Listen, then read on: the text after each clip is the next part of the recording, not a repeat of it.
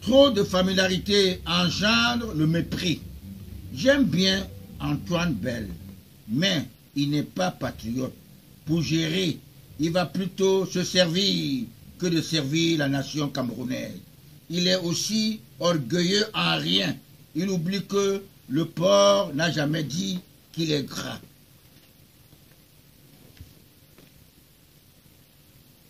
Je vous disais toujours que les francs-maçons sont très solidaires. Je ne serais pas surpris que les Roger Mila, monsieur l'ambassadeur, son excellent l'ambassadeur, soutiennent sa candidature parce qu'ils se connaissent. Moi, je les connais. J'ai fait le football avec Roger Mila. C'est mon frère cadet né en 52. Comment on appelle Bell.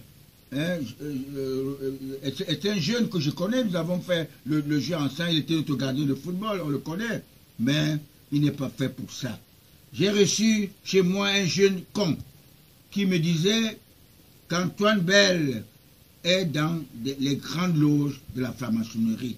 Je lui réponds comme patriarche et politologue spirituel qui ne s'est pas encore repenti pour avoir le pouvoir spirituel. Je peux me permettre de dire à tous mes compatriotes de souffrir de m'écouter. Dans la vérité, car la vérité vous affranchira. Dis que la vérité et le Satan te quittera. On dit en pidgin, top true, Satan foyabak. Top true, Satan foyabak en pidgin.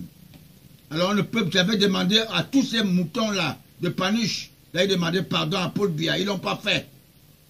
Et les voilà aujourd'hui, ils sont là. Quand j'avais demandé le 3e septennat pour Paul Biya, on m'a traité de tous les mots. Et aujourd'hui, ils sont derrière Biya. C'est nous qui avons voté Paul Biya. Le Cameroun, après cette décentralisation, vous verrez comme nous sommes plus de 50 millions d'habitants. Et les gens ne s'intéressent pas à la vie politique. Les gens ne s'intéressent pas parce que Douala est une ville cosmopolite. Nous sommes nombreux. Et les gens ne s'inscrivent même pas dans les électorales. Et les témoins de Jéhovah doivent aussi voter. Le président Paul Biya, né le 13 février 1933 à Bomeka,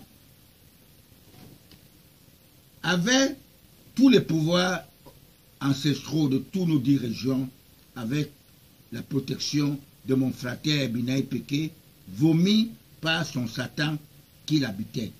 Parce qu'on ne peut pas suivre deux maîtres. On ne peut pas être avec Dieu et être parfois avec Satan. C'est pour cette raison qu'il avait été vomi. Nous avons été à la Roche-Croix en ce moment avec Binaï Péké. Nous, on se connaît bien. Il était lieutenant. Paul Biya est allé en Inde. On lui a dit d'aller voir Binaï Péké. Il est venu et je sais. Il vient d'obtenir des mains des bons anges de Dieu le pouvoir spirituel le 13 février 2018. Plus tard que jamais. Il est mon petit frère spirituellement. Personne ne peut le faire bouger. Il partira après avoir accompli sa mission.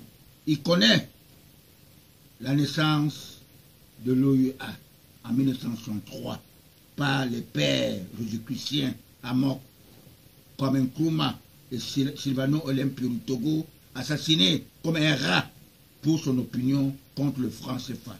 Et il sort aujourd'hui dans sa coquille le président Paul Biya, le nationaliste de sang, ancien UP6 depuis l'Europe. Les gens disaient qu'il est le meilleur élève du président français François Mitterrand. J'ai l'impression qu'il est l'élève qui a dépassé son propre maître.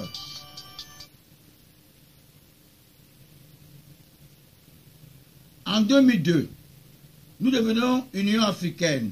Dès que nous passons à la zone CEMAC, le doyen des chefs d'État est nommé président d'honneur par l'inspiration des bons anges de Dieu. Il va avec beaucoup de précision, car qui va lentement va sûrement.